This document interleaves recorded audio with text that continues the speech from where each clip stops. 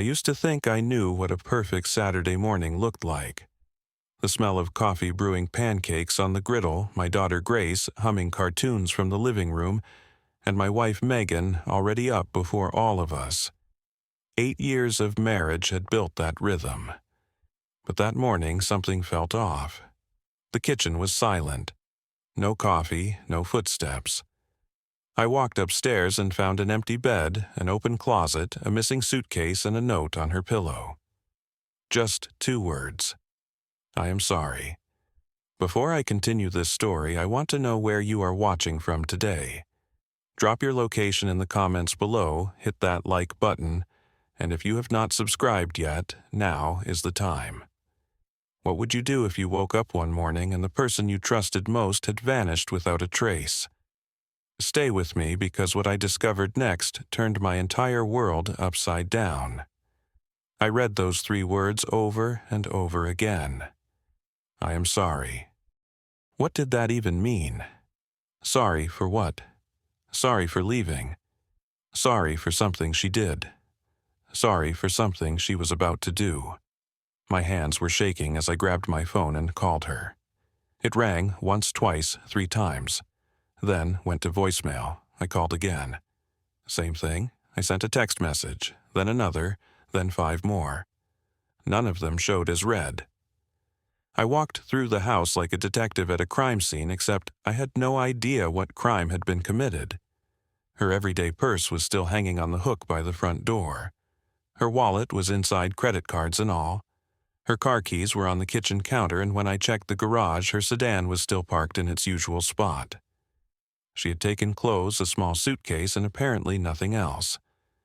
How did she even leave? Where did she go?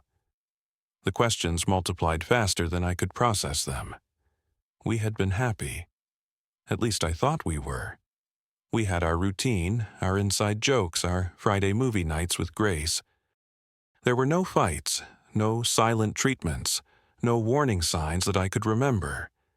Everything had seemed normal just 12 hours ago when we went to bed.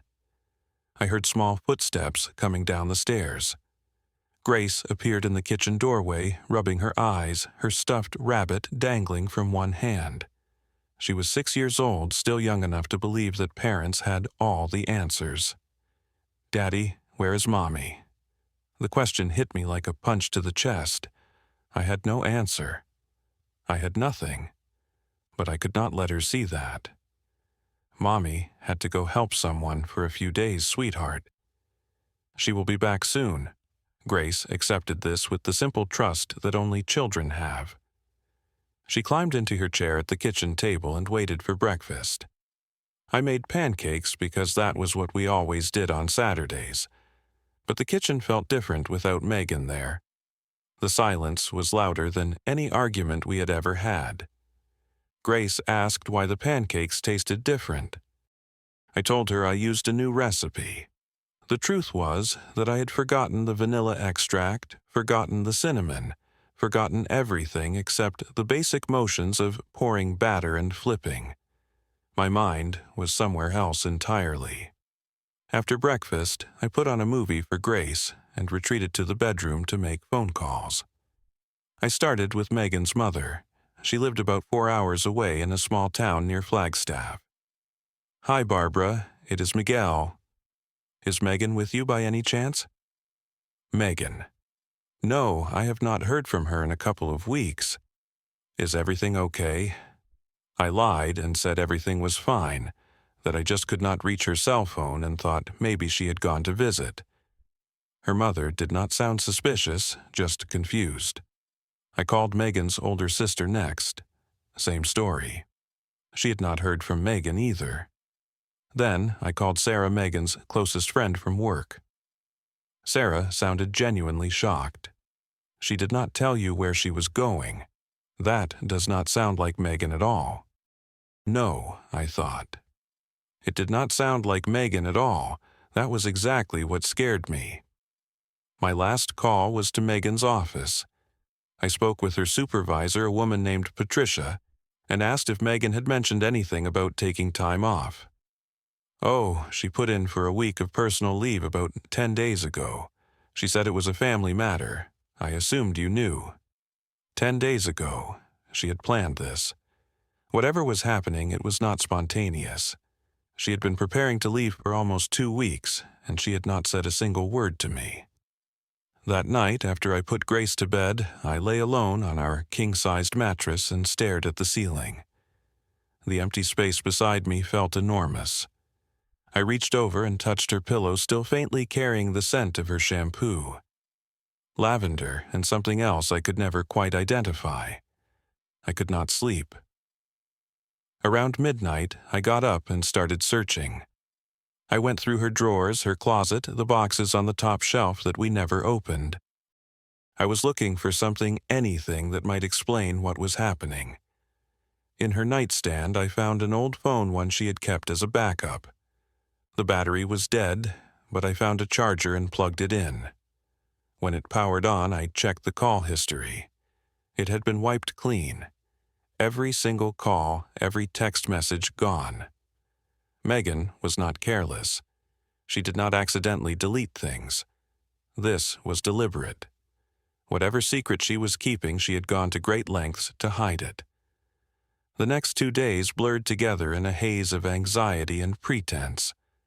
I went to work on Monday because I did not know what else to do. I dropped Grace off at my mother's house, telling her that Megan had a family emergency, and I needed help with childcare for a few days. My mother, Barbara, looked at me with concern but did not push for details. She could tell something was wrong, but she respected my silence. At the office, I sat through meetings without hearing a word. I stared at spreadsheets without seeing numbers. Every time my phone buzzed, my heart jumped, hoping it was Megan. It never was. Just emails, just notifications, just the ordinary rhythm of a life that no longer felt ordinary. My coworker, James, asked if I was feeling okay. I told him I had not been sleeping well. It was not a lie, just not the whole truth. I made mistakes on a project that I had done 100 times before. My boss pulled me aside and asked if everything was all right at home. I said yes. Another lie. By Tuesday afternoon, the whispers had started. Our neighbor Linda had seen something. She came over that evening under the pretense of returning a casserole dish and mentioned almost casually that she had noticed Megan getting into a taxi early Saturday morning. Around 5 a.m., she said, before sunrise. I did not know she was going somewhere, Linda added, watching my face carefully. I hope everything is okay. I thanked her and closed the door, but I knew what was coming. In a neighborhood like ours, news traveled fast. By Wednesday, I could feel the looks from other neighbors when I walked to my car, the quiet conversations that stopped when I approached. Someone had started a theory, and theories spread like wildfire.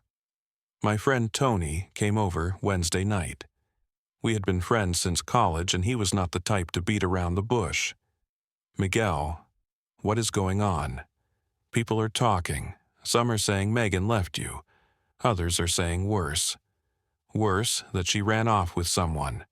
That there was another man. The words hit me harder than I expected. Not because I believed them, but because other people did. I was being cast as the clueless husband, the victim of betrayal, before I even knew what had actually happened. It felt like a second abandonment. I do not know what is happening, I told Tony honestly. She left a note that said, I am sorry. That is all I have. Tony stayed for a couple of hours. He did not offer theories or advice. He just sat with me, and somehow that helped more than anything else could have. The hardest part was Grace. By Wednesday, she had stopped believing my excuses. She was young, but she was not stupid. She could feel the tension in the house, could see the worry in my eyes no matter how hard I tried to hide it. That night, she woke up crying at 2 a.m. I rushed to her room and found her sitting up in bed, tears streaming down her face. I want Mommy, she sobbed. Where is Mommy? Why is she not here? I held her tight and rocked her back and forth the way I used to when she was a baby. "Mommy loves you so much," I whispered. "She is going to come back, I promise." But even as I said the words, I wondered if I was lying to my own daughter. When Grace finally fell back asleep, I sat on the edge of her bed and let myself cry for the first time since Saturday. Silent tears that I could not stop. I felt helpless, angry, heartbroken, and confused all at once. By Thursday morning, I had made a decision. I was going to file a missing persons report. I drove to the local police station and asked to speak with someone. An officer named Patterson took my statement. He asked questions that felt like accusations. Had there been any domestic disputes? Any financial problems? Any indication that your wife might be seeing someone else? "No," I said to each one. "No, no, no." Officer Patterson looked at me with something that might have been sympathy, but felt more like pity. "Sir, I understand this is difficult, but based on what you have told me, your wife left voluntarily. She packed a bag, she arranged time off work, she left a note. Adults are allowed to leave. Unless there is evidence of foul play or mental incapacity, there is not much we can do. So, that is it," I asked. "I just wait. You can hire a private investigator if you want. But my advice, give it a few more days. In most cases like this, the person comes back on their own." I left the station feeling more lost than before. The police could not help me. My friends could not help me. I was on my own. That night I searched more thoroughly than I had before. I went through every drawer, every box, every forgotten corner of our closet. And in the back behind old winter coats and boxes of shoes, I found something. It was a shoebox, old and worn, held together with a rubber band. Inside were photographs I had never seen before. Pictures of Megan as a child, but not the childhood she had described to me. These showed a different story. A rundown house, a tired-looking woman who might have been her mother, and a boy younger than Megan with the same eyes. There were letters, too. Recent ones. The handwriting was messy, desperate. They were addressed to Megan and signed by someone named Derek. "I need your help. I am in trouble again, and I do not know who else to ask. Please, Meg. You are the only one I have left." The return address was in Tucson, and at the bottom of one letter was a name I had never heard Megan mention: Saguaro Recovery Center. In 8 years of marriage, Megan had never told me she had a brother. I spent the rest of that night on my laptop searching for information. It did not take long to piece together the truth. Derek was Megan's younger brother, 5 years younger than her. He had a criminal record: drug possession, petty theft, a DUI. The most recent arrest was just 2 weeks ago. Possession with intent to distribute. He was currently awaiting trial. The address from the letters matched a rehabilitation facility in Tucson, Saguaro Recovery Center. The pieces were starting to fit together, but they formed a picture I had never imagined. Megan had lied to me. For 8 years she had told me she was an only child. She had described a modest but stable upbringing, loving parents who had passed away before we met. She had painted a picture of a simple past nothing to hide, nothing to be ashamed of. But none of it was true. I barely slept that night. By morning, I had made my decision. I called my mother and asked if she could watch Grace for another day or two. She agreed, without asking questions, though I could hear the worry in her voice. Then, I got in my truck and started driving south. The drive from Phoenix to Tucson took about 2 hours. I spent every minute of it thinking, why had Megan hidden this from me? What was she so afraid of? I was angry. Yes, but beneath the anger was something else. Fear. Not fear of what Megan had done, but fear of what she must have been carrying alone all these years. The Saguaro Recovery Center was a modest building on the outskirts of town. Desert, landscaping, beige walls, a sign promising hope and healing. I parked in the visitor lot and walked to the front desk. I am looking for information about a patient. Derek. I believe his sister Megan might be visiting him. The receptionist shook her head politely. I am sorry, sir. We cannot give out patient information. Privacy regulations. I understood, but I was not leaving. I thanked her and went back outside to wait. I sat on a bench near the entrance watching everyone who came and went. Hours passed. The sun moved across the sky. I was about to give up when I saw her. Megan walked out of the side door looking smaller than I remembered. She had lost weight. There were dark circles under her eyes. She looked like she had not slept in days. She was so focused on the ground in front of her that she did not notice me until she was just a few feet away. When she looked up and saw me, she froze. Her face went through a dozen emotions in the span of a second. Shock, fear, shame, grief. Miguel, she whispered, you should not be here. I stood up, slowly, not wanting to scare her away. Where else would I be? You disappeared. You left Grace and me without a word. I have spent the last 5 days thinking the worst. She started crying. Not dramatic sobs, just quiet tears that ran down her cheeks without stopping. I did not want you to see this, she said. I did not want you to know this part of me. I stepped closer. What part, Megan? What have you been hiding? And then she told me everything. She told me about her real childhood, the poverty, the father who left when she was 8 years old, the mother who drank herself into oblivion every night, the brother, Derek, who started using drugs at 16 because it was the only escape he could find. She told me how she had fought her way out. Scholarships, work, study programs, sheer determination. She had moved away, changed her story, reinvented herself. When she met me, she saw a chance at a completely new life, and she took it. She buried her past because she was terrified it would poison her future. Derek reached out a few months ago, she said. He was trying to get clean, but he needed money for treatment. I have been sending him what I could, hiding it from our accounts. And then 2 weeks ago, he got arrested again. He called me from jail, and I could not just ignore it. He is my brother Miguel. He is all I have left from that life. I stood there processing. 8 years. 8 years of marriage, and I was only now learning who my wife really was. Why did you not tell me? I finally asked. Did you think I would leave you? She looked at me with so much pain in her eyes. I thought you would look at me differently. I thought you would see me as damaged goods. I worked so hard to become someone else, and I was terrified of losing that. I was quiet for a long moment. She stood there, waiting for my verdict, bracing for rejection.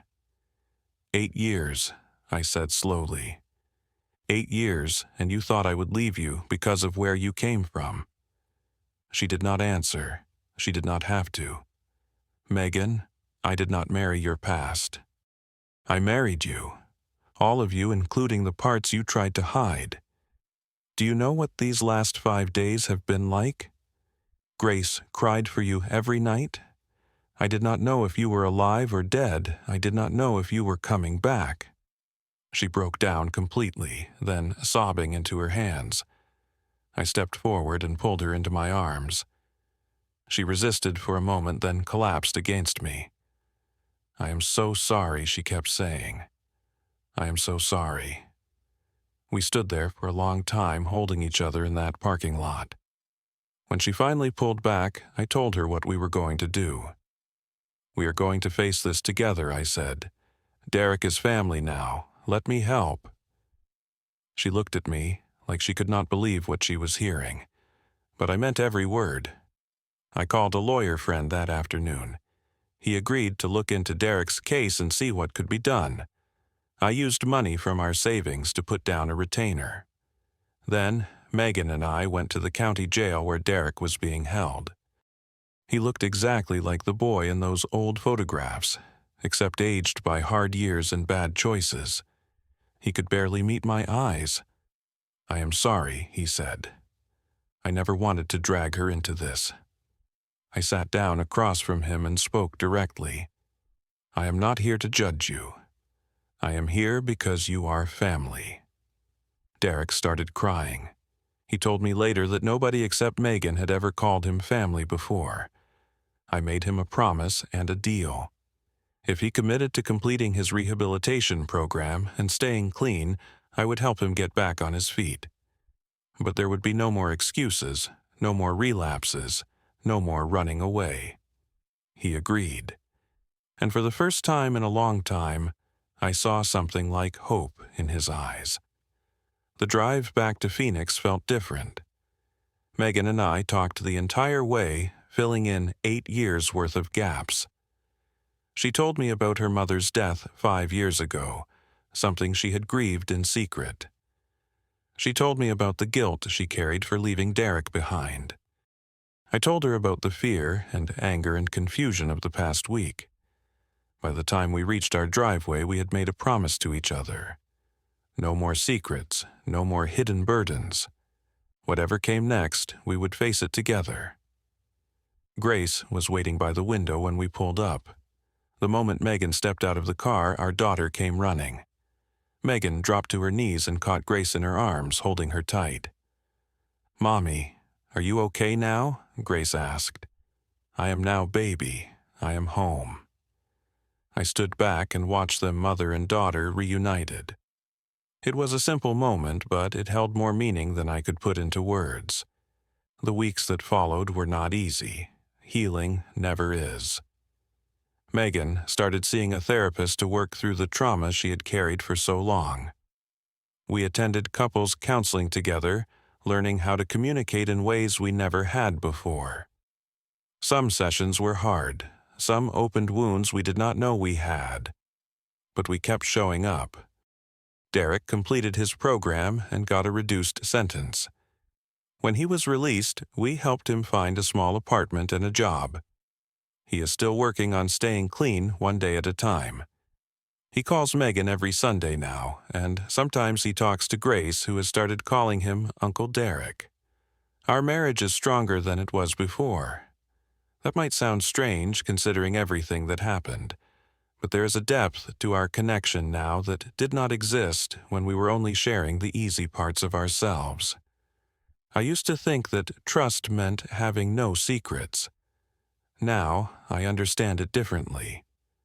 Trust means believing that even when someone stumbles, even when they make mistakes, you will still be there. Not to fix them, but to stand beside them. Megan taught me that, or maybe we taught each other.